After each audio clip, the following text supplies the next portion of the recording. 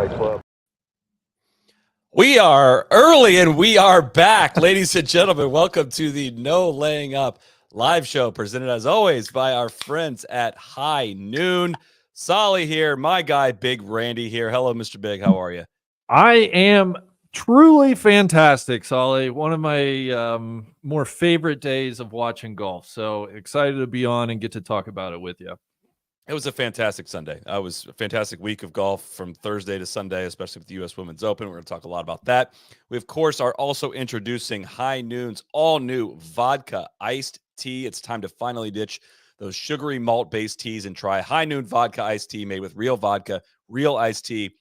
It's non-carbonated, no added sugar. It's got 90 calories. High Noon vodka iced tea is great for any occasion under the sun. It comes in 4 delicious flavors that you got to try. Original, peach, lemon, that's what I'm going with here today, as well as raspberry. You can visit highnoonspirits.com to find a pack near you. If you see that gold rim, that means it's one of those brand new iced teas. So if you see it in a cooler at a party you're at, whatever, you got to try it. You got to try it. It's fantastic.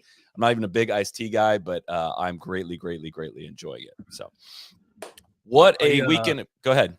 No, I was just going to say, I got to get on the app and find where they are out here in Denver. I was the store nearest me did not have them, so I'm just rocking an old vodka seltzer here.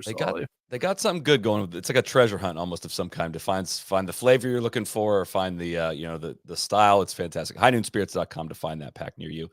Yuka Sasso has won the U.S. Women's Open. Robert MacIntyre wins in dramatic fashion on the PGA Tour at the Canadian Open. Laurie Cantor wins on the DP World Tour. We are going to have an action-packed show. We're going to start with some U.S. Women's Open recap. We're going to talk, of course, RBC.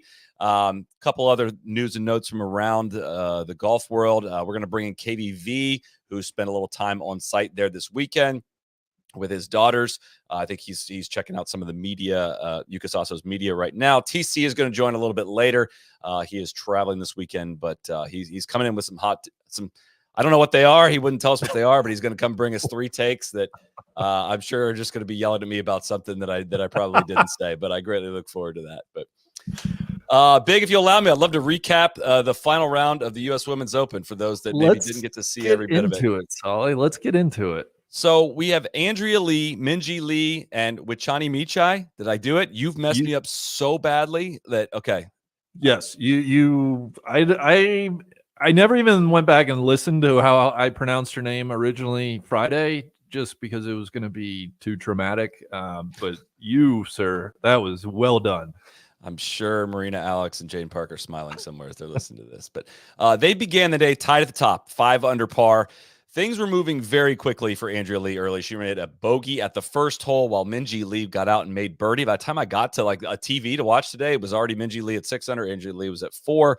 Minjee would then proceed. So Andrea then steps up, makes bogey after bogeying the first, doubles the fourth, drives it into a creek, has to take a drop. Just things started to move very, very quickly. You know, you're in that final group and everybody else is getting out and running. It just looked like a U.S. Open hole. She makes a decent double. She also hit a terrible drive on the third, got away with it. But after Minjee made that birdie, she went on to bogey the third, bogey the sixth, bogey the ninth, bogey the 10th, found the water on the 12th and made double. That was 5 over on the day, all the way back to even par. Randy, without even looking, I don't even know where she finished at. She got dropped from coverage after being in the, at 6 under and in the lead. She got completely dropped from coverage. She ended the tournament at +3. She shot 78 today. Meanwhile, Yuka Sasso, she comes on in 4 putts the 6th after having such an incredible week putting. But she rebounds to birdie the 12th, the 13th. Now she's got a 1-shot lead over Andrea Lee, who battled. Andrea Lee battled back hard. Just a classic U.S. Open round of like making a bunch of pars, making a birdie when it looked like she really needed one, rolling one in on the 12th.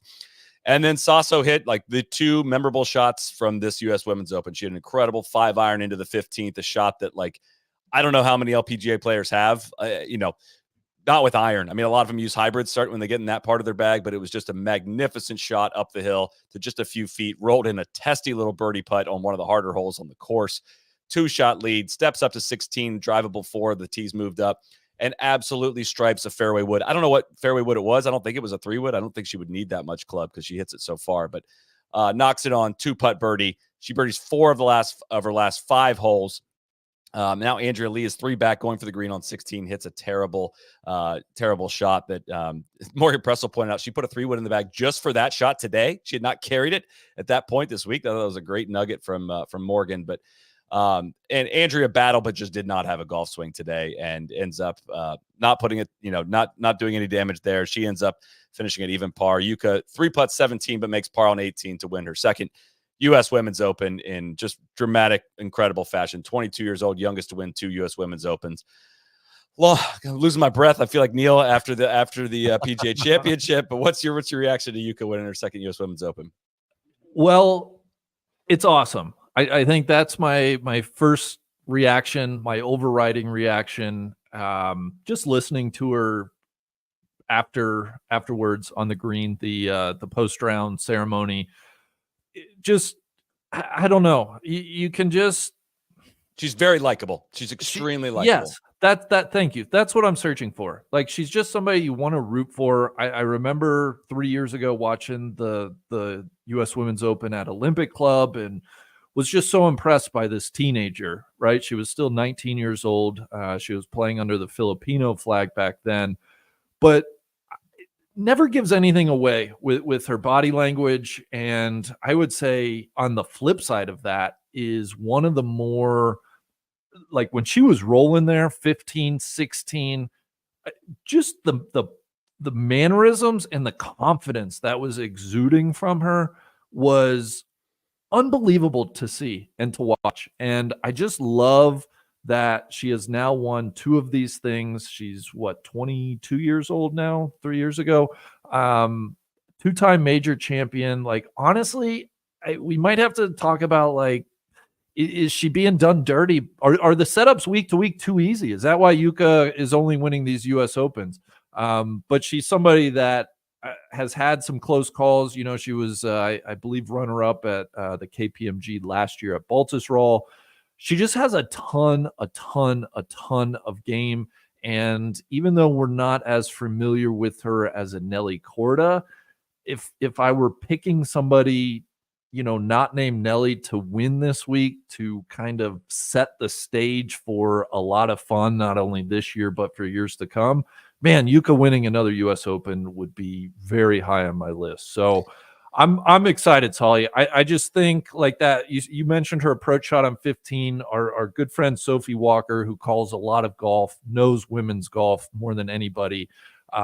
She's like, you could just hit shots that nobody else has. And that is like the highest of high compliments. That's exactly what you want to see coming down the stretch at a major championship. You want the greatness to shine through, and we got that today. So I'm pumped, man. It was awesome.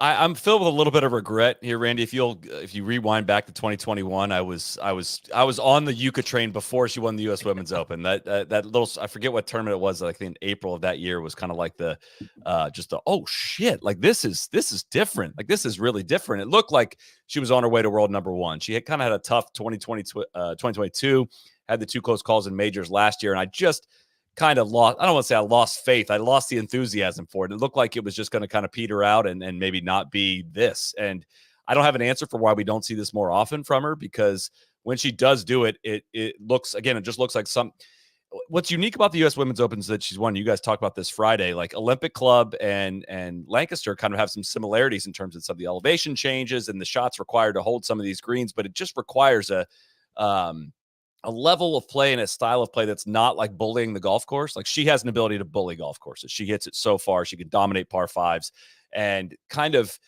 but I'm just so impressed with her ability to like meander these really, really, really difficult challenges, the crazy contouring on these greens. Her stroke game putting this week was out of this world on some of the hardest greens I've ever seen to putt. Like some of those lip outs were absolutely brutal. All the lag putting you had to do on this course, leaving it all in the right spots. Like, I'm flabbergasted by what we witnessed this afternoon. I mean, watching everybody struggle in that golf course for 4 days and watching her birdie 4 out of 5 holes. Only one of them really set up that easy. One was a par 5, but only the 16th kind of set up to be easy for a birdie on the back 9 of a major championship to like nail it away. Was just some of the best golf we'll see this year. Yeah, I know. I wish I had a good answer for why we haven't seen her more week to week. Certainly why she hasn't been able to pick off a regular tour victory yet. She's got plenty of top tens, even 22, 23. She made 36 cuts, and a third of those 12 top 10. So she puts herself in pretty good position. I just have to think, we've seen it twice now. When things get really, really difficult, she's somebody that just is going to be there. And it was the putting. You mentioned unbelievable weak putting, and it was her driver, which is a little strange because if you take her approach play in aggregate, it was okay, and she had her moments for sure. But man, it's the length and the way she can hit the ball off the tee.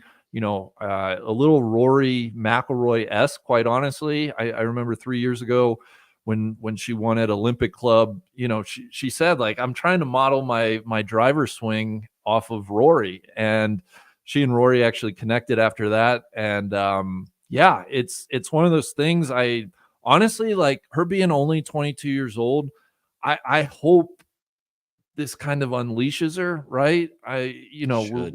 We're talking about, like, who can push Nelly. Nelly's obviously had a historic start to the year.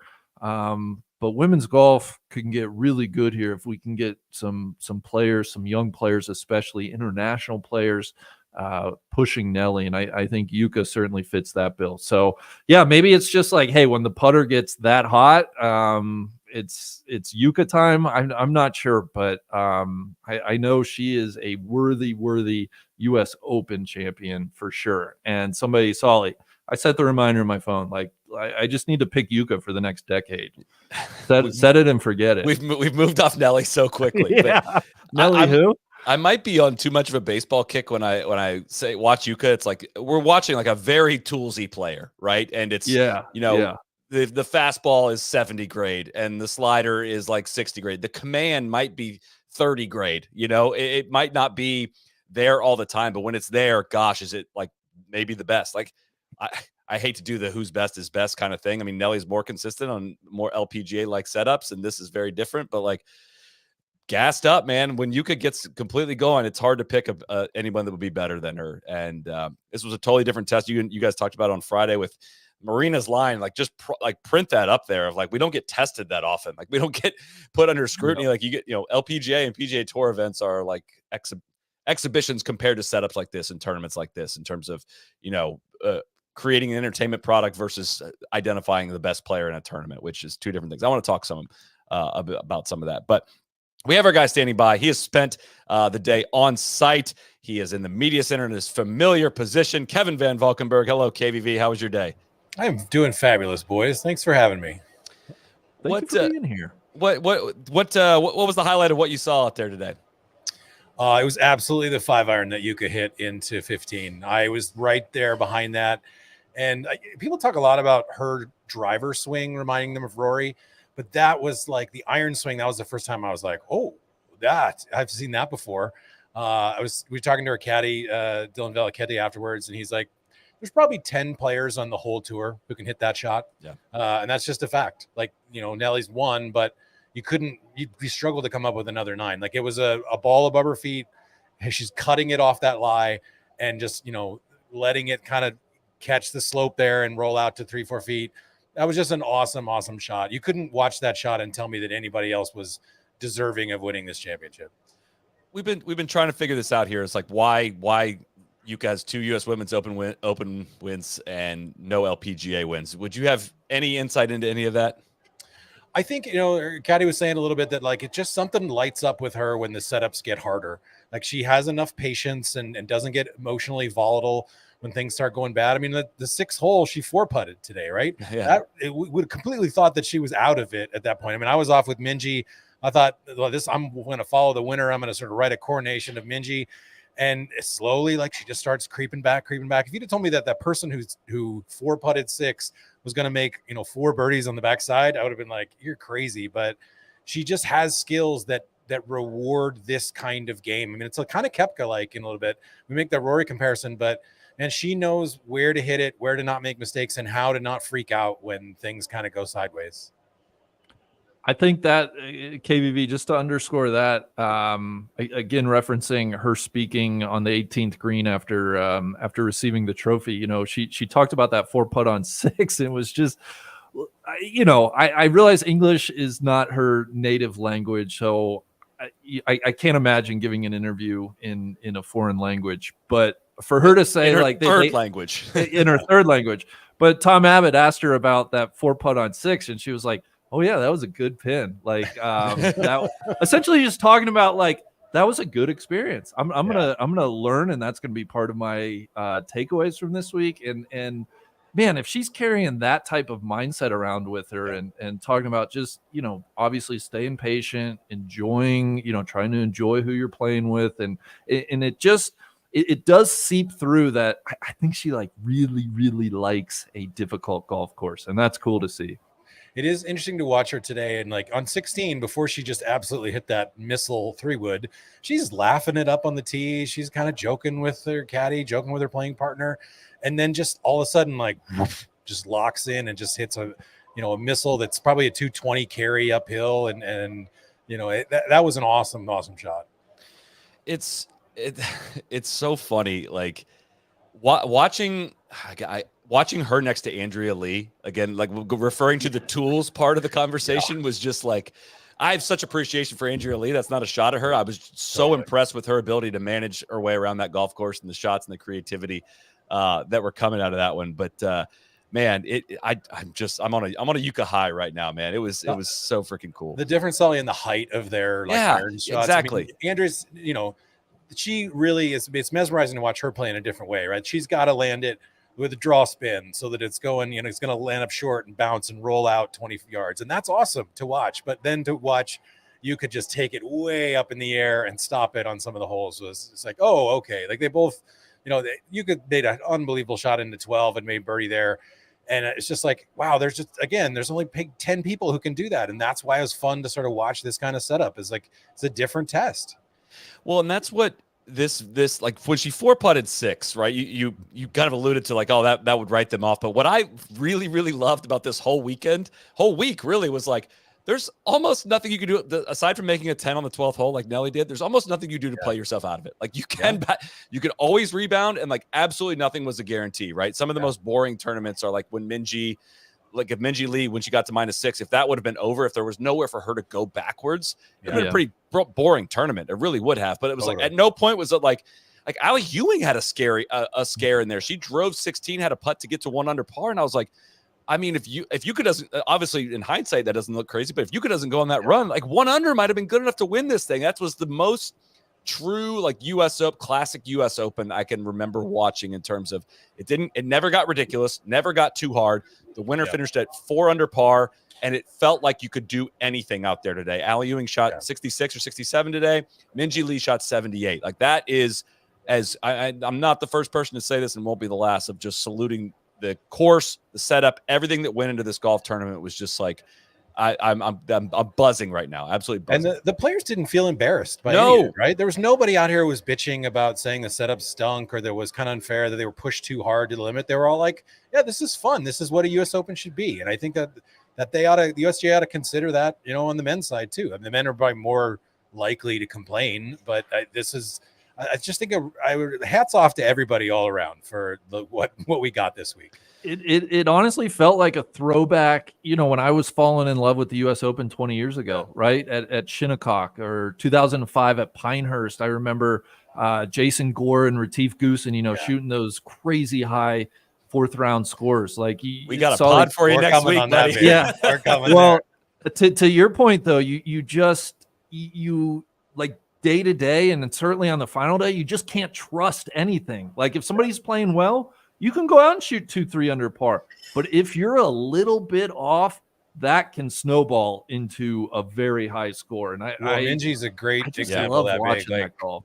You know, she hit one bad drive on 9, pulled it into the bunker, had no chance of getting to the green there, had to lay up. You could see kind of a little bit of, you know, air go out of her balloon. Did not hit at a great approach, made sort of a sloppy bogey there.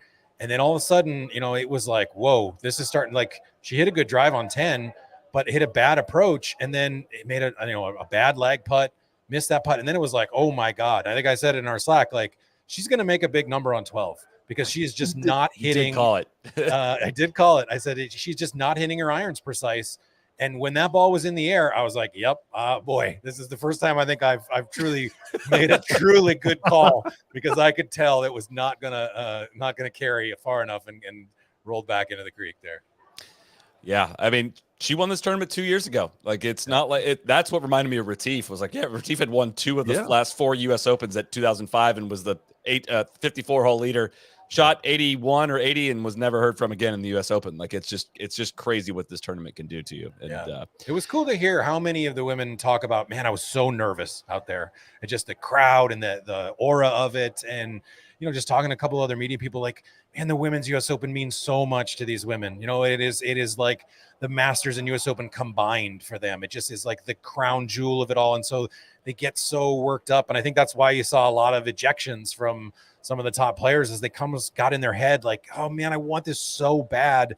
And, it just puts so much pressure on it. Even the ones who are playing well are like feeling it every single moment. I mean, Andrea Lee played great, and she was like, I was absolutely just completely nervous today. I could not calm down. And that is all attributed to the cant of those greens and the speed of them, right? The shine of those greens is what I've played one tournament round where greens got that color and they were that hard, and I was shitting myself. Like, it was just like it's such a separator of talent. That's such an incredible separator of talent. Like, I can fake it with some of these guys in certain tournaments on soft greens and conditions, and when that gets hard like that, I'm exposed. I am vulnerable. I'm out there, and like, everyone feels that pressure of getting exposed and being vulnerable. And like, when you, again, Minjee Lee Day, when you're a little bit off, everything turns into bogey. Absolutely everything turns into bogey. Yeah, you don't get the bailout pars. Every shot has to be of a certain quality, right? Or it can get away from you. There was a tiny sprinkle of rain in the air on the back nine, and I almost feel like it was almost like mental for some of the players. It was just like, oh God, like take away some of that shininess on the green so that I don't have to like completely like clench up over some of these 6-footers. Which I'll say, talking about this, I'm flabbergasted by Yuka taking probably was like a sand wedge, lob wedge on the 18th just off the green. Like, the confidence on a tight lie in that spot to take a high lofted wedge to chip up her third, obviously executed it. But it's like, I can't imagine a situation in my life where I am not hitting a hybrid or a putter there. Like, that was just like, holy shit. I don't know if you heard her say it. I don't know if you heard her say it, but she said, oh yeah, I was short yesterday, so I told myself, be more aggressive on your chip shot like this. Can you imagine standing over a ball with a 2-shot lead? If you bladed into the crowd, like it's all. And then you got the tough one coming back. Like, yeah, I know. Let me stop both you guys here. They don't think like this. This is how we think. You could be amazed by that all you want. Like, there's something to. Every pro I've ever asked about, like, man, are you not nervous? Like, on the 72nd hole, like, you have a chance to win, and almost unanimously they're like, I'm like more nervous trying to make the cut because my game is iffy. And like, when you're in contention, you just have all this momentum, this adrenaline. Like, your game is there. You can't make it to the 72nd green and not, 72nd hole and not have your game be there, other than Phil at Wingfoot maybe in 2006. Like, there's just that level, that confidence that exudes through. Man, this, like, I was trying to think back on this. This is the first U.S. Women's Open that's really done it for me since Country Club of Charleston in 19, right? Champions in 20. It didn't do a whole lot for me. That was a weird year. December, I know all that. Yeah, it was weird. Olympic is fine, but it just didn't, I weirdly like Olympic. I know you don't love it as a golf course, but I like it. It just didn't play. It didn't play like this, right? It didn't play this like entertaining. Pine Needles most definitely didn't. Pebble was awesome for a variety of different reasons, but it wasn't this kind of test, right? And that's what, maybe this isn't what everyone else wants out of a television product and a championship and a tournament. Like, all we're gonna do is share our opinions on things on this show, and like contrast this with Valhalla. And like, look, I think there's a discussion to be had, right? On like, hey, is the tournament's responsibility, like, is the tournament's goal to create the best entertainment product, the best leaderboard, the best package, and set up a tournament similar to being rewarded most of the tournaments that we see, because that's most recognizable names play the best at the tournaments, the LPGA Tour and the PGA Tour have created, or do you want to hold the best championship, right? And like this very clearly to me answered the question, do you want to hold the best championship? And like everything was exacerbated by the crowd, the condition of the course as well. Like you can't just, they got some luck with weather that some of the other US Open venues have not had as well, but it just all added up to a really fantastic week. I don't know, again, like for the business of golf, is this going to translate to massive television ratings for this weekend? I doubt it without Nelly being involved. I doubt it, but that doesn't, that's not why I watch golf for. It's for the massive amount of people to watch. I watch it to be entertained, and that checked every box. Yeah. It did make me wish, and I think you guys were talking about the same thing in Slack, is like, I sure wish there were like a bunch of oil money in central Pennsylvania so that this could be like our Chevron, right? Imagine if this was the major we came back to every single year. Lancaster showed out this week. I mean, I was only up here for 2 days, but man, it was I heard such good reports from people who stayed in town all week, and that so many people, just like so thankful that like the US Open was here and talking to me and like grabbing me on the rope line and be like, oh, this is awesome. So great to have, the whole national media here and stuff, seeing Lancaster. It's just a cool spot. I mean, I got to play this course 2 years ago in a fried egg event, and it is awesome. If I had like a national membership somewhere that was like reasonable to drive to, Lancaster would be very high on the list of places I'd want. I thought Mike Wan said it best. Like, you're no longer a hidden gem, Lancaster. Yeah. Like, you deserve to be mentioned with some of the best clubs in this country. It was fantastic. And it might be time to circle back at the emails we got from Carlton Woods members after the Chevron of like, do y'all want to go head to head against that? Do you want to do a hole by hole comparison of all that? Like, do you want like that? Again, this is why we have these conversations. This is why we, talk about this stuff. It's like, that's two very, very, very different things. And yeah, that exactly. Not all golf courses, not everything is great. How about that? Not every golf course is great. Yeah. But just to reiterate, so real quick, like the membership, they've been playing off of mats since last October, and they're in a part of the country where they don't have the longest golf season. It's maybe 7 months, and I guess I'll use the word sacrifice, but it just, them being behind this championship and the people in the area and greater Philadelphia, shout out Tron. It makes such a difference. And, I felt that permeate through the TV, Kevin. I wasn't there like you were, but it just, everything builds. And then you layer in the NBC coverage this week, which we can get into, but I thought they did a fantastic job covering this and making it feel like a major deal in the world of golf. And it just, like, that is not an insignificant part of like why I'm like so jacked today. Like why like this fills my cup watching a tournament like that on a course like that with the support and the broadcast. Like it's, we know they can do it. We know, we know what's possible. And I think that's what makes it frustrating on some of the other weeks where it's like, damn, I know what is possible. Big, I did have a hand to God, a big, strong man with tears in his eyes grabbed me on the rope line. So tells TC that we are Philly adjacent. It's like an hour and 10 minutes from here. That is absolutely Philly adjacent. So I'm sending word back to TC that he is heard. The only thing that is there's no shortage of incredible U.S. Women's Open sites coming up. I mean, they have Erin Hills in next year, Riviera in 26, Inverness in 27, Oakmont in 28, Pinehurst in 29, Interlaken, Oakland Hills, LACC, Chicago Golf Club, Marion, Pebble Beach, Shinnecock. All of that before our first opening in 2037, which is to say, Lancaster is not on the list, and gosh, it feels like it should be. Yeah. And that's the only thing I'm sad about today is it almost feels like it should be somewhat of an anchor site of something. So I mean, it would be a fantastic site to put a Solheim Cup maybe before the next U.S. Women's Open. I know the PGA of America and the USGA kind of stay in separate lanes, but God, if Lancaster wants to host more events, let's get to Lancaster because it was fantastic. And I've the utmost faith, Randy, that the next time they have a U.S. Women's Open at this course, you will call it Lancaster and you will call it by its proper name. I have complete faith in you, despite what anybody else is saying. I totally think you can do it. Thank you. Kev, last one, and we'll let you go. I know you got some stuff to do. You had your daughters on site this week. How did they like the experience? How into it were they? So you're not going to get me to cry this year. It was a No, little less damn it, emotional come on. than I didn't see Macklemore either. So, you know. Damn it. No, it was awesome. Saturday we walked around. We saw Lauren, who was Lauren Coughlin, who just missed the cut and was sticking around practicing a little bit. That's my daughter Molly on the left, and then there's Keegan, who went to the U.S. Open with me last year.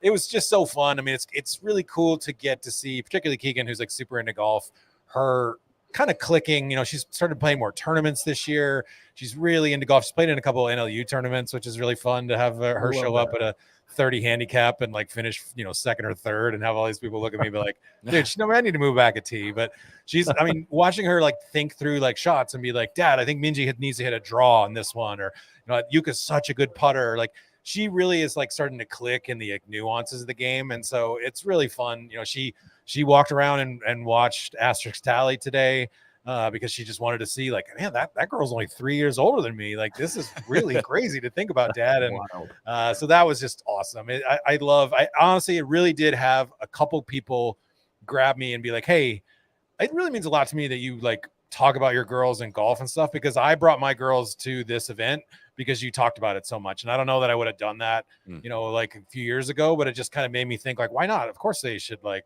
want to come to the stuff that I like. And man, that makes my heart swell that there's dads out there who are, and this guy had a couple beers, but he was awesome. He was like, Who hasn't? He wanted to kind of emote, wanted to sort of share a moment with me and stuff. So that was great.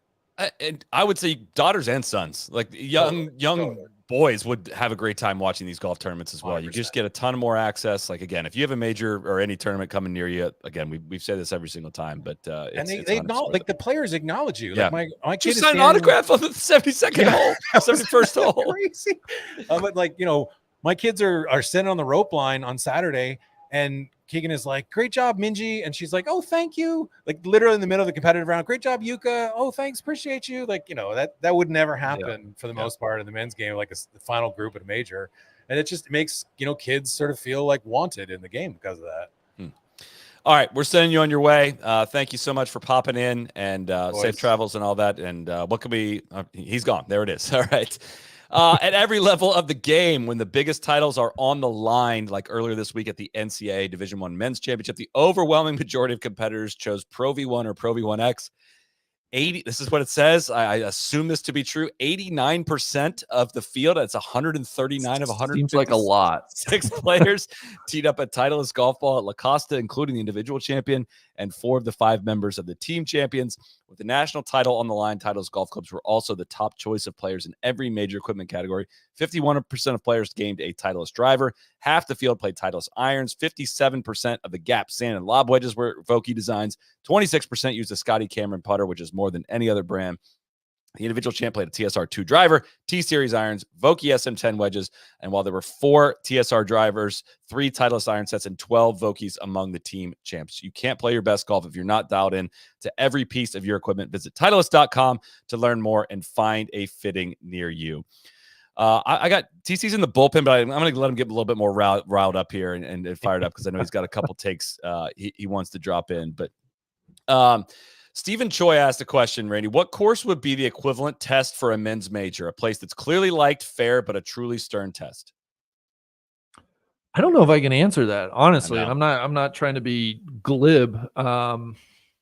Marion was the only thing that came to mind for me, which I know they kind of thought got a little tricked up last time, but that's kind of the same vein, that's capable of hosting a U.S. men's U.S. Open, which again, it's kind of a debatable whether or not it can. That's the only thing that really came to mind in terms of a similar test of just the contouring of the greens, just always fighting against you. That's what came to mind.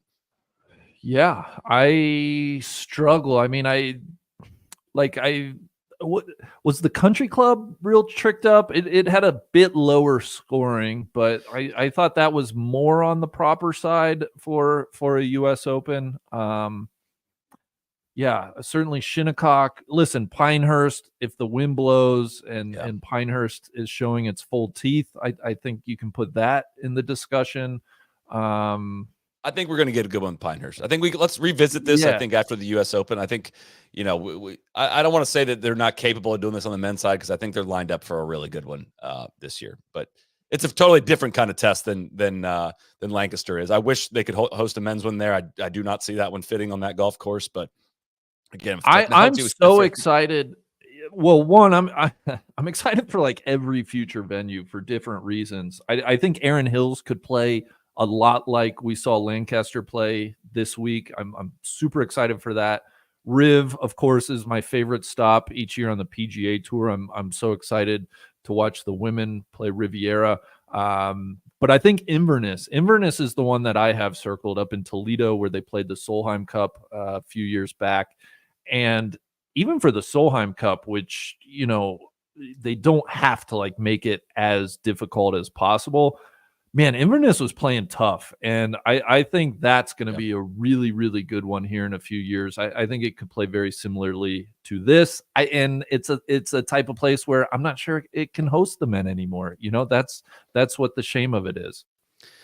Why don't we bring our guy TC in here now? We still have some women's open stuff to chat about, but I know he's foaming at the mouth here to dive in on this. I can see him gesturing in the green room and everything. Hello, TC. Where are you? How are you? Hey guys, I'm in Atlanta. I'm great. You guys summed it up well on the women's side. I just wanted to say too, like, it's not like the KPMG Women's PGA. Like, let's have them step up with some venues here too, because we've got. I think the next few years they've got Frisco, Hazeltine, Congressional, and then back to Frisco. And I like Frisco, but like, let's get some variety going. Like, let's go to Cleveland. There's plenty of good golf in Cleveland. Let's go to Des Moines. Let's go to, like, I love the Interlaken play. I love the Inverness play, like you were saying, Randy. Cherry Hills, Crooked Stick, Chambers, places like that. You know? I mean, it's same on the men's side, man. The PGA, both PGA. But the one side, Solly, I would say Oakmont is a place. Whenever the U.S. Open gets to Oakmont, that's the type of place where I'm like, all right, it's going to be tough. I'm liking that. I'm liking that course. I would say the other concern there too is like it's in LA 2 out of 6 years. LA doesn't really show up for the men. I'm kind of worried they're not going to show up for the women either. They've done a good job. Like there's Palos Verdes and Wilshire. Like they have plenty of women's tournaments every year and all that. But LACC, like hopefully that's a little bit different vibe there. Riv should be good, but I'd like to see, like you said, Sally, I'd like to see more openings, right? Of like, if you could flex Lancaster in before 2037, that'd be nice. Yeah. I know we're going to line you up for some takes. I asked for 3. I'm sure we'll get 12, but I know you'll want to be a part of this segment as well. Amsterdam, I don't have a ton other than to say it felt like a real effort from NBC. Dan Hicks, good graphics, intro packages, escalated music, final Rolex hour, final commercial free. Didn't feel like it was bombarded with commercials prior to the commercial free hour. It was a delightful watch. Channel changing was, of course, annoying, having to watch the front 9 of this of the final day on 3 different channels. That was, of course, the hour on USA Today is just one giant middle finger. I know it's an Olympic year, and that's probably USA, not USA Today. Sorry, USA. An hour in a newspaper would be sick. Yeah, that's how it used to be. But I mean, when we harped on especially what happened to KPMG last year, like if it looked like it did today, we wouldn't have had a 15-minute segment ripping on it, right? So any critiques I would have would be very minuscule to say like, hey, if golf on TV looked like that, we would not complain about it. So I credit and salute NBC for their coverage of the U.S. Women's Open.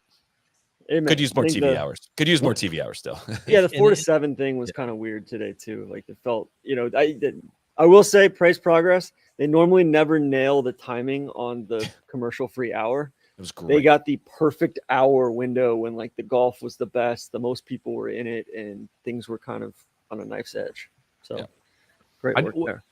And I think we also have to thank the USGA for putting real resources into this event. And I think that's where it's KPMG is wonderful, the KPMG Women's PGA Championship, but I think the PGA of America maybe can do a little bit more to elevate that event like the USGA has. I'm trying to be nice today. I know. You're not going to get me out of my good mood. Yeah. There is, of course, some comments rolling in. We should disclaim that we did do coverage a couple weeks ago for the PGA Championship with Omaha that was also on ESPN. So thank you for that. TC, add context. What are you have 3 takes?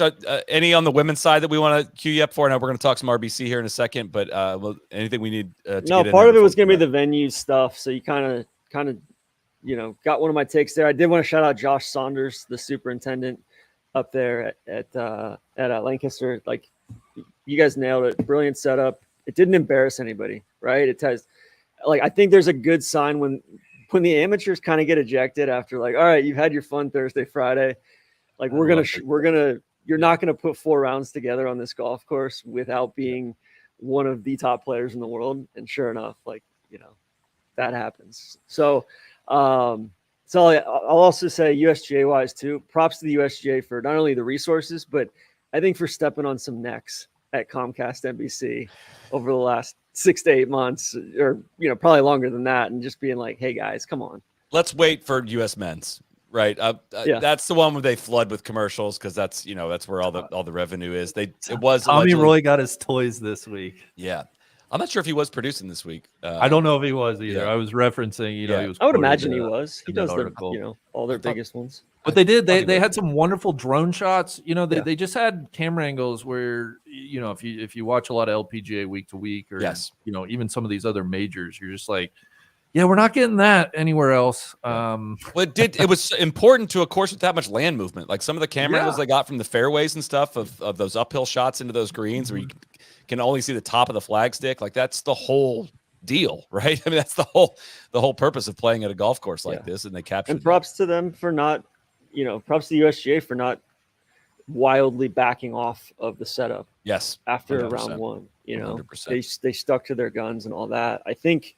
Also, props to the USGA for their app. Their app was awesome this week. Like the online experience was kind of juxtaposed that with the PGA of America's app. And like, I know it's tough. It's very resource intensive to build an app when you only have however many tournaments a year versus, PGA Tour or LPGA or whatever. But that was like, that's the gold standard other than the Masters of like, hey, shot tracker, shot trails, all that stuff, all the content on the app was great. So lastly, KBV said they need some oil money in central PA, the Gap region just outside of Philadelphia there. Word coming out over the last couple of weeks, they're discovering massive lithium deposits in central PA. So just monitor that. So it could be, a lithium revolution there, and, could be more money there to subsidize some women's golf. So. I feel like it'd be even better like in August. Like it needed to take the place of the Evian, if anything, right? They got, I don't want to say this in April in Pennsylvania, right? I don't want to say they got lucky with the weather, but like you can get some bad northeastern springs that end up with a lot wetter than what they got this year, right? So but what are we? Yeah. Right, can I bring up an image here? And what's the take here? What's the take here on the Charley Hull images that have been absolutely being paraded around social media so far this week? Randy, is this the coolest thing ever? Because every time I open up Twitter, it seems pretty fucking cool, man. Listen, I think there's a couple different questions being asked. Is Charley Hull cool? Like, yes. Is her smoking part of her coolness? I don't know. Like, your mileage can vary there. Do we see a lot of I think people go crazy for this stuff. One, you just don't see it as much on the women's side. Two, it's like very much a throwback. It's throwback to a bygone era, to a type of golf, to when golf was smaller and intimate, and this traveling band of it almost felt like a traveling circus, right? Both on the women's and the men's side. It harkens back to past days, and I think that's cool. Now, does golf like overhype and immediately overdo like any cool thing? Yes. So are we tired of it by Sunday? Of course. It's Charlie smoking a cigarette. But I do want to say Charlie is awesome, and that should not get lost in all of this. I agree with all that to say, like, again, kids, smoking is bad, right? Like, don't do like this. Charlie or your uncle Neil Schuster. Don't be like them. I'm not gonna celebrate this one because it's the lamest reaction ever on social media that bothers me. Like, let's not pretend smoking's cool. It's terrible to be around. It's bad for you. Don't do it. We'd rather you vape. I know she's smoking to quit vaping. I don't think that's the order of operations you're supposed to go here. Still a huge Charley Hull fan, but yeah, I'm very over this part of the chat. Charlie's great. I saw somebody slip her their number on the rope line, like dropped a piece of paper with their number, like, hey, I'm gonna text you or whatever, sort of thing. So she's great. I think it's less about Charlie smoking and more about like Charlie just being a real human being. Yeah, I think that's being exactly extremely right. I think that's relatable exactly right. and just kind of normal person. So so I got two more things I got to get off my chest on the ladies side before we go to my big board here.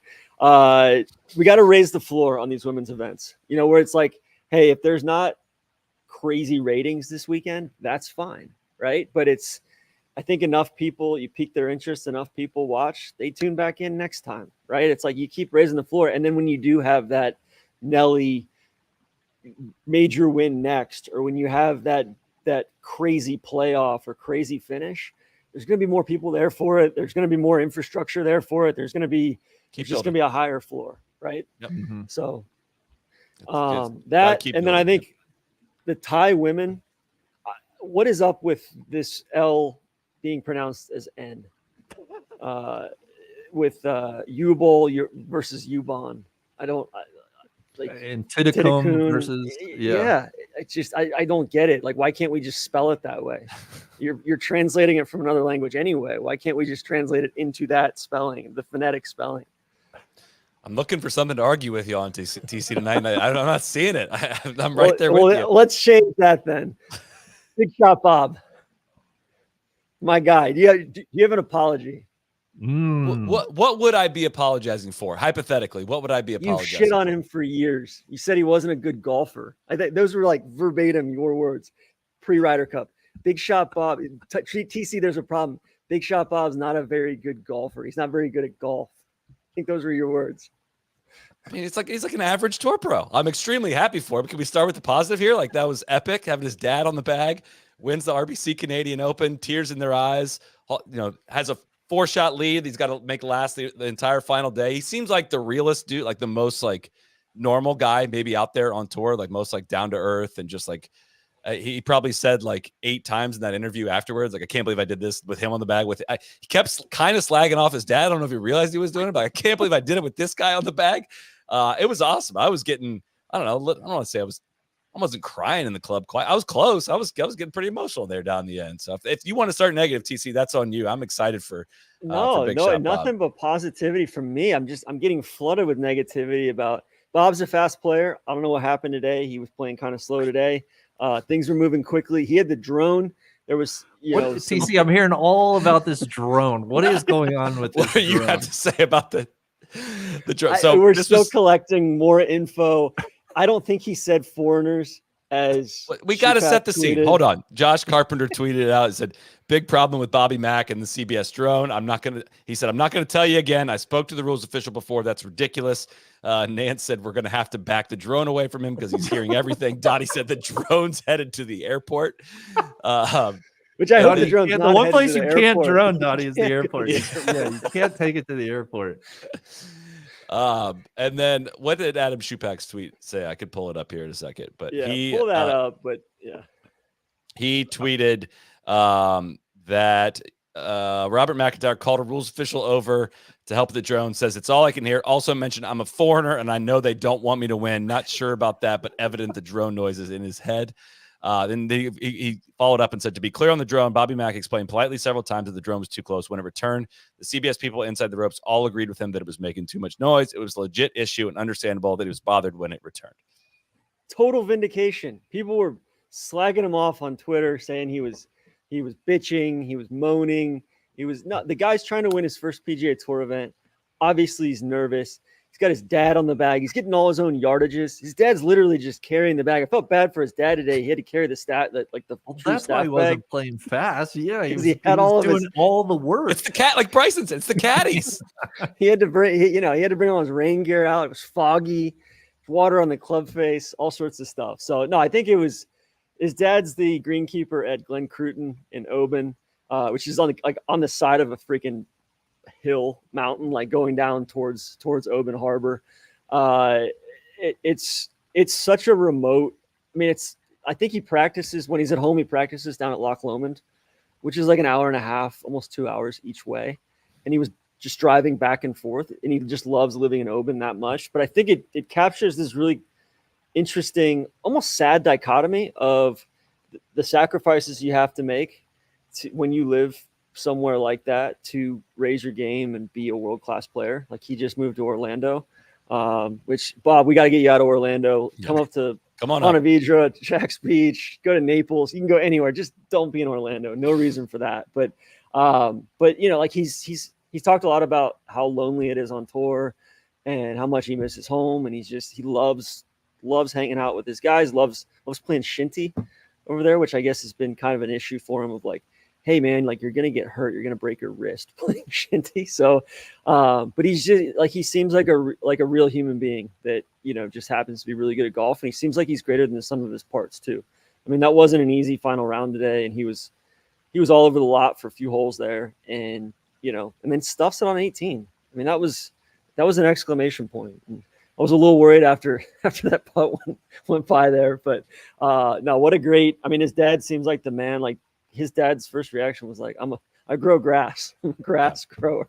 Like, that was incredible. Just a huge smile. Incredible story. Like, it really is. Like, it's so incredibly unlikely for your first PGA Tour when your dad on the bag that's not your caddy. Like, but you know what? Maybe that's not like that kind of goes beyond the, you know, the stats and all that. Like, that's, hey, like that counted for something, right? That counted for something that goes well beyond the analytics and you know, the golf at hand. It's just a matter of like, you know, hey, this is really, really, hold on. I got the franchise here. He's you want to sit there? No. Dad, say hi to everybody. We're talking about, Hey guys, how you doing? franchise. How we great. doing? We're talking about the pressure of dad's Well, laying up caddying. here. Yeah. Yeah. You want to talk about a dad caddy? We don't need to go there.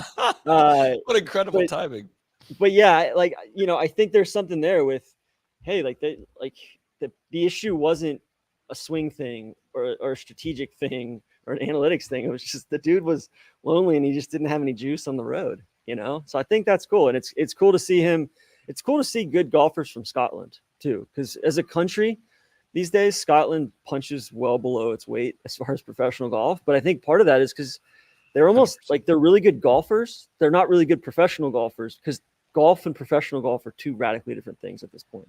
Right? Totally. And that's where any slagging off I've done of Bob is more of a reflection of what the pro golf game is like versus like him in particular, right? He's not the best ball striker, and it's, you know, about hitting it high, hitting it soft, and shaping all these different shots that I don't necessarily think he putted his ass off this week. He was number one in strokes gained putting, and you know, that's what led to this victory. I think he'd be better off with differing playing styles that required more creativity and kind of fit more in line with you know, how he plays the game versus how the PGA Tour game is played. So I'll stand by my takes on that, on status of his game. And that's not me slagging him off. It's just to say, like, pro golf is this thing. Like, it's what it is. And it's, I've, as well documented over the last 10 years, we're not liking the trend of where it's heading, of what the skills are required of being tested. So thank you, TC. That's very shout out to Foxy as well. I know you hated seeing that too.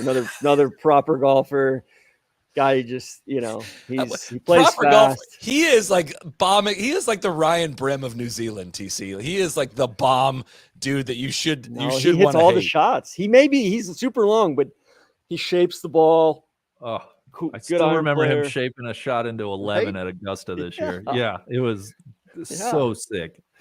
So, you know, like, by all accounts, like, the man, like, one of the nicest guys on the planet. So Foxy might be the next Blandy here in like the next 10 years. I don't know how old Foxy is.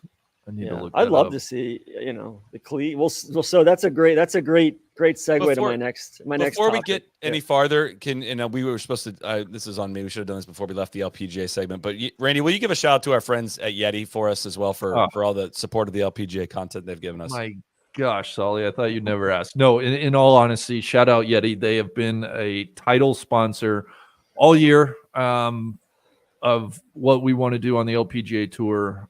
Could not be more thankful for them. Head over to Yeti.com, Yeti.com, a couple products. They have 34-ounce and 64-ounce French presses in the store right now, which I'm so excited to get my hands on one of those.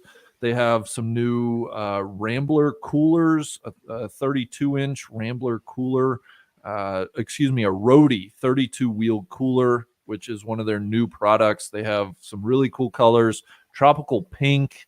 They have some, They got a blue color right now. That's just like a really vibrant blue color. it's not dissimilar to my sweater. Yeah. If you're looking, I think a great Father's Day, the dad in your life, the man in your life, they offering free customization. So if you want to get a cooler or some type of mug, you can get it customized right now. So big thanks to Yeti.com. They have been a wonderful supporter of ours and also the LPGA Tour coverage. TC, we got, obviously a lot of questions came in. One of them came from Roger Azarian. Will TC apologize, of course, for Fleetwood's final round? I won't. Very uncharacteristic for Tommy to fade on Sunday like that. Normally he fades on Saturday and then gets back into the mix on Sunday. So I will not apologize. I think he finished T25 or something like that, but not his weekend. But he continues to play high level golf, and he's trending for Pinehurst and Troon, which are truly the only thing that matters. Because listen, again, this is a one-stop national open. It's going back to a non-national open next year, the Canadian Open. The Hamilton was awesome. What a great venue. I think it was great to watch all week. Just very agnostic as far as what type of player. You got Rory McIlroy up there. You got Ryan Fox. You got Ben Griffin on the other side of things. Zach Blair played well. Ben Griffin shot 65, 65, 65 and didn't win. Right in Mackenzie Hughes' face. Right? So, no, Hamilton was awesome. I think it was, makes up for Oakdale or whatever the place they played last year was dog shit. And, I think I would like to see them go back to Hamilton more often. So, unfortunately, next year it sounds like the TPC, Toronto, Osprey, Valley. There's 3 courses up there. They're not playing one of the good courses. It sounds like, which is unfortunate. So, yeah, seems on brand. Let's see what else. Oh, Randy, I was gonna have a great segue into you brought up Blandy. Yeah. I got to shout out Laurie Cantor, who won on the European Tour on that literal circus course in Germany. I don't know if you guys saw the Ferris wheel or the Ferris wheel behind the 18th green. Almost spun one back into the water on 18, but I think it was his 140 something start on the DP World Tour, and he finally got it done. And he seems like a pretty thoughtful, good human being, and I know Eddie Pepper was tight with him.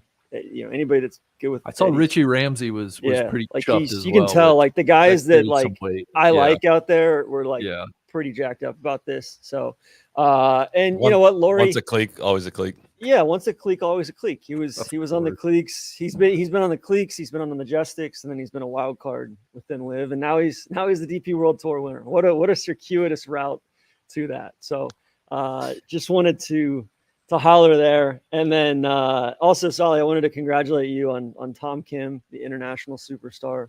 Great final round today. Global superstar. Yeah, global superstar. Corey Connors had one of the worst outfits I've ever seen anywhere. The black shoes, black pants, red shirt, red hat was just take it all away. And then what else I got? Oh, last thing. Longest day in golf tomorrow. I talked to Zach earlier. Zach's that's not after the Memorial? Not anymore. So Memorial is what, so they bumped up. So Zach's still playing down in Springfield. So I was like, dude, I was like, how are you getting from Toronto to Springfield?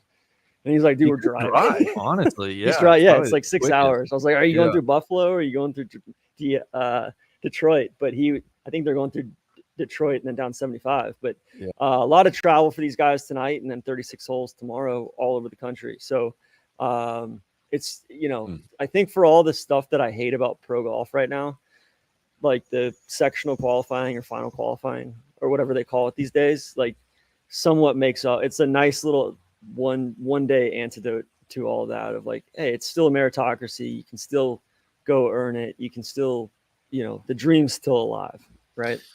And for those that have been reaching out wondering if I'll be participating in sectional qualifying, I barely missed a bunch of lip outs in my qualifier and my local qualifier here in Jackson. I was just 11 shots shy of the playoff, but just bad side of the draw really, and some luck that didn't go my way. But there's always next year. We're gonna keep fighting. You had some dudes in that local too. That was tough to walk down that range and be like, oh, Luke Guthrie. All right, there's one spot. There's Jason Gore. He's almost won a U.S. Open. There's another spot. This would not be the right place to actually try to qualify out of, but I'm not good enough to justify being able to travel to How'd your club championship go this weekend? TC, I got runner up. I was second place. It was a very deep field, so I'm really proud of that runner up. But I lost by 3 and I hit 4 balls OB. I had a 73 with 3 out of bounds balls in round 1. It was some of the best golf I could have played, but just can't keep the ball in play. It turns out it's an important skill. So hate it. We had a great question from Tyler Munson 7. You want to know how bad Monty would have had it with drones? That one got a good rise out of me today. Which, hey, you know what? Like Monty. drones there's some concerns about these drones, generally speaking, right? DJI is in the crosshairs of the U.S. government right now. Hey, maybe the Chinese are scraping some of the, hopefully the Chinese like golf courses because they're getting a lot of golf course footage. So and same with the Osmo Pocket, right? Hopefully they like our B-roll stuff from Taurus Sauce too. So that's all I got, guys. All right, we might need to send Sean Martin next year to find this rogue drone operator right up the story. Other news this week, Eamon Lynch had a great interview with Joe Ogilvy, just talking all things PGA Tour Enterprises, Saudi, PIF, negotiations, all kind of things. Honestly, I was going to try to pull some nuggets from it, but you should just read the whole context of it. It's on golfweek.com, and there's nothing pretty substantive. Yeah, nothing groundbreaking, nothing astonishing there, just kind of speaking on individual roles of individual people, where things stand, what the future might look like, how things are flowing. It's about as good of a look in as we've gotten in on everything. It basically also says in there, like, we're going to have something done in the next 4 months is how I read at least the one part of it. Is he specifically called out 4 months of like judge us then at that point, I guess. That was my big takeaways were 4 months, 2026 being kind of the year that things will actually change versus, next year kind of moving some puzzle pieces around or moving some dominoes around, but not really. And then some support of Monahan, kind of surprising amount of positivity from him with Monahan, which, I thought Ogilvy was like top of the heap as far as like we were lockstep as far as the Monahan hate from everything I've heard. So that was a bummer, man. That ruined TC's Sunday. He's like, I got to come in and talk about this. Anything else we want to shout out or visit? We didn't go. Will you let TC and I go down the leaderboard a little bit? Yeah, 100%, absolutely. All right.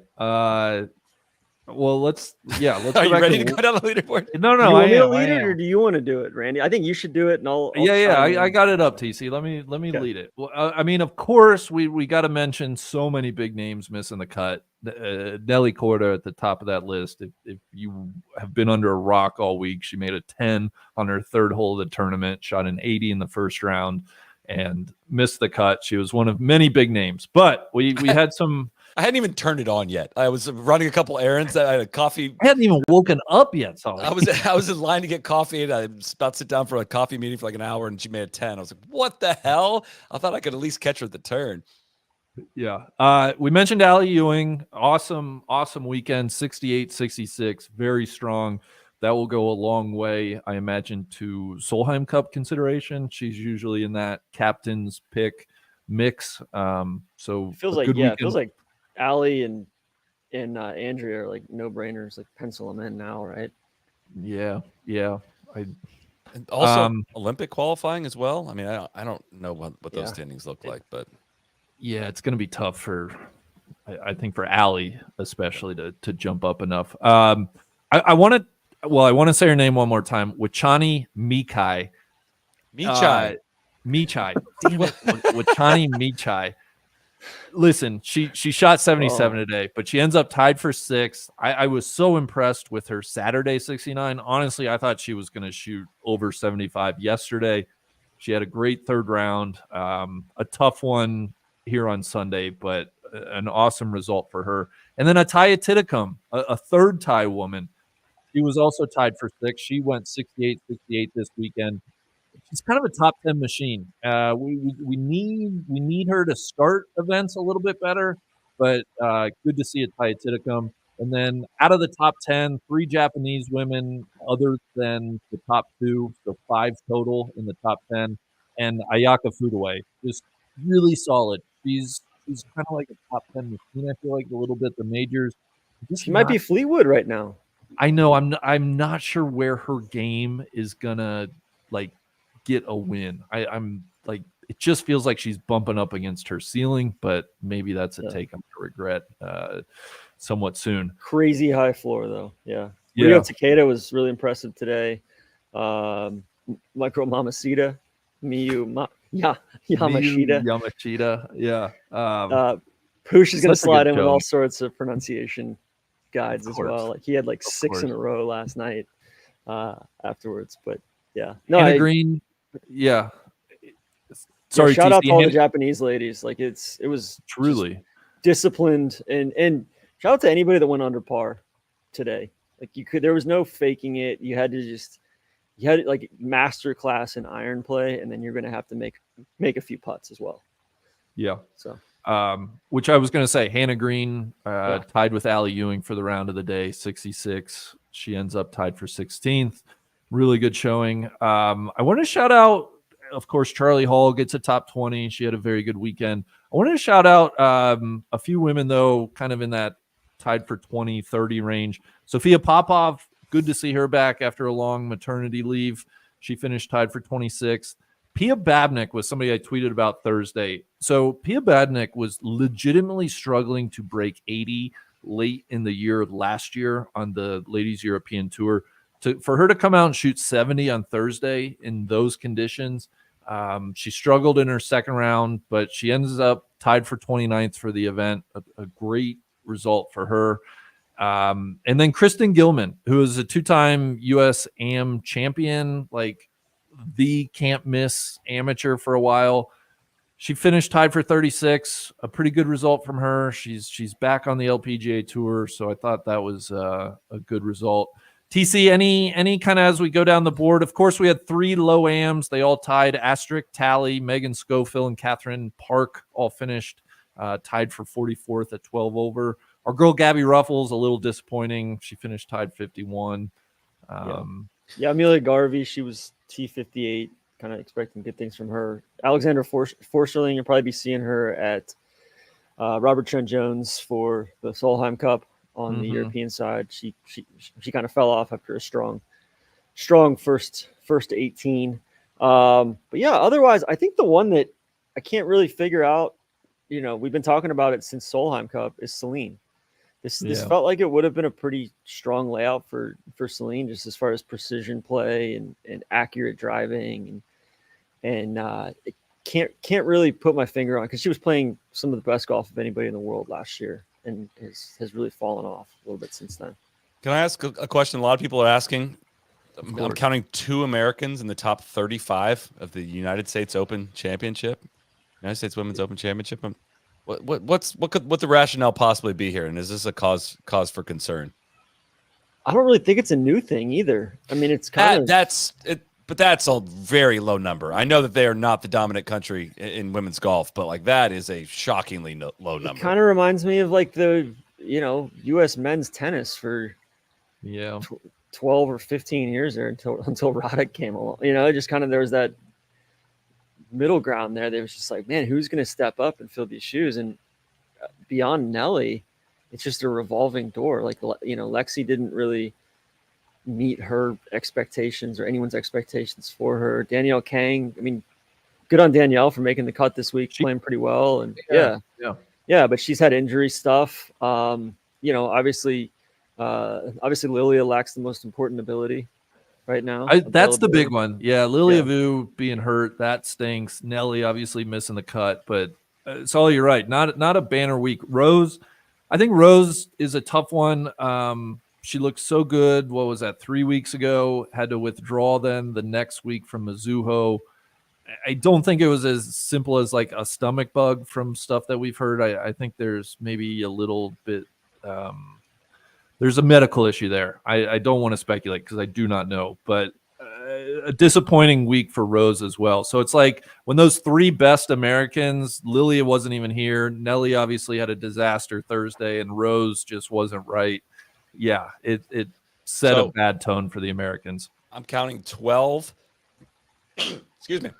I'm counting 12 women in the 2022 top 35 of the 2022 U.S. Women's Open, 7 last year and 2 this year. Like that's a sharp drop off in just a 3-year span. I don't know. That said, I do think I think it's a pretty strong crop of juniors in the pipeline right now, and collegiate players. Like there's some. I mean, Catherine Park. I'm buying stock on her. She's got a great career ahead of her. People like that. But yeah, no, there's just a lot of inconsistency. It jives with like the Solheim Cup too. Like they haven't won a Solheim Cup since 2017, I believe now. I'd love to shout out Andrea Lee. I mean, T15, T20, T3, the last 3 U.S. Women's Opens. Like that's greatly outranking her her productivity so far on the LPGA Tour. That's 3 top 20s in a row, including a top 5. Yeah, she's someone who, I think kind of conversely to the difficult setups and all that. I think the easy setups hurt her just as much as anybody on the LPGA, where it washes out some of her accuracy off the tee and the good putting and all of that, where you make it tougher to make putts and you make it tougher to hit fairways, and she's going to outrank everybody if you make those 2 things important. I need to go watch her play around the golf in person. Like I think I could learn so much from just watching the way she navigates the ball. She's like Greg Maddux. It's crazy. It's kind of how I want to play golf. I'll never be able to putt like she does, but God, it just looks like she's hitting those little fairway finders off the tee. She's not playing a power game by any means. All right, I think we're going to move to wrap unless you guys have anything else. Sally, I got one more thing just breaking across the wire. Esther Henselet just posted on Instagram. She's, of course, a German player, LPGA. She missed the cut this week. Got home or got to the next stop. American Airlines destroyed her golf bag. So I just wanted to offer my condolences and some T's and P's there. And then also want to shout out Japanese winner on the Korn Ferry Tour today, which is very unique thing. They don't get a whole lot of Japanese guys playing the Korn Ferry Tour, much less winning out there. So Mr. Onishi, props to him. Kaido Onishi, and he was he won. It was a proper setup this week too. I mean, it was like -8-1, which that's unheard of on the Korn Ferry Tour. Truly, don't know if I've ever heard -8 winning on the Korn Ferry Tour. We have a lot of shows coming up, a lot of content coming up. We are rolling right into Memorial Tournament Week. We'll have a happy hour show at 4 p.m. Eastern time this coming Wednesday. We'll have a live show on Sunday night as well. The LPGA is heading up to New Jersey for the ShopRite. Live is back. The Cleeks, of course, are back this week at Houston. H-Town? At Golf Club of Houston. What's the Swamp Ass situation in Houston right now, TC? Oh, I don't even want to know how high. I got to go to Fort Worth next weekend, and I'm dreading it. It's going to be low 90s and crazy humid. So we have oh my God, I'm seeing highs of 97, 94, 94 for the 3 days. But they can wear shorts, so I think we're good. That's a really good point. Humidity, up in the 88% as well. So that should be fun. Season finale of Taurus Sauce Season 9 will be this Wednesday at 9 p.m. Eastern time. It is Kingston Heath. Don't spoil who's in the championship match in case anybody hasn't binged. You got a whole week. No, you don't. You have a couple days to binge watch the whole season to catch the finale live on our YouTube channel, 9 p.m. Eastern time on Wednesday. Shout out to our sponsors, Precision Pro, for bringing Season 9 of Taurus Sauce to life. It's been great. It's been a lot of fun. We appreciate it, the feedback from everybody. It's a great episode. So KVV is going to have a gamer up. He's going to write about, I imagine, Yucca and Lancaster as a whole. So be sure to check out nolayingup.com. What else? TC and I are going to be chopping on the trap draw this week, so you can check that out. We'll have Big and I are playing some golf this week together. I'm That's stoked. exciting. We'll also have at least one, perhaps two U.S. Open previews of some kind ahead of the following week's U.S. Open at Pinehurst. We did a little deep dive into the past 3 Pinehurst U.S. Opens. That'll either be out Tuesday or Thursday. Depends on, we potentially have an interview coming out, hopefully on Tuesday, that I think we'll probably publish first. With it should be a very interesting guest. I think people will be extremely interested to hear that interview. So, And I'm stoked for Pinehurst, man. I mean, gonna be just great. generally speaking, doing some prep and watching some of 99, some of 05, and a lot of the Keimer one 14. And even though it kind of gets washed over as a blowout, and I think history kind of looks kindly on it. Like I think they've beefed up some stuff as far as some of the waste areas and all of that, making it a little bit more penal. But that Thursday, it hadn't rained yet. Like it rained overnight Thursday into Friday, but that Thursday there's poofs of dust coming up when people had irons, and it was good viewing. It's really, really good setup. So quickly before we wrap here, just look at the weather run up the next couple of weeks at Pinehurst. Looking like potential for some storms a little bit this week, but doesn't look too drastic. Should be in decent shape going into the following week. So, you guys want to see what Neil worked on all day yesterday? I do. He rearranged all the rocks back there with my dad. So He's pretty proud of it. 7 or 8 hours. Oh God, he was sending all sorts of pictures through to the Slack. So. All right, we are going to move to wrap. We want to thank everyone for tuning in. Thanks for tuning in Friday night. Thanks to Marina, Alex, and Jane Park as well. They joined our show on Friday. They were fantastic. A lot of people calling for a Marina and Jane podcast of their own. Which we may have created a monster with those two. They were awesome. Jane's in for KPMG week. We're gonna definitely try to get her on the show Friday, and she's already texting me ideas about who she can get to come with her, because Marina's gonna be competing. So it's gonna be Jane and a guest. And just to give people again, if you don't keep these schedules right in front of you, like we do, we are going Memorial signature event here, rolling right into U.S. Open, which rolls right into a signature event of the Travelers, and also that is KPMG Women's PGA Week. So we are going to be pumping out the content. Subscribe on YouTube, subscribe on your podcast, give us 5 stars, give us the thumbs, all that. We're going to be creating a lot of content. Also, shout out to Jordan Perez, who's been running the 1s and 2s tonight behind the scenes, as Cody is out this week. So Cody's at the Kingdom. The one in Orlando, not the one overseas. Cody's working harder not the than one we out are. in Carlsbad either. Right now. Yeah, not that one. So thank you, everyone, for tuning in. We'll see you back here plenty of times in the coming weeks, and we'll catch you at happy hour on Wednesday. Thanks so much for tuning in. Cheers. Crack on. Thank you, Lancaster.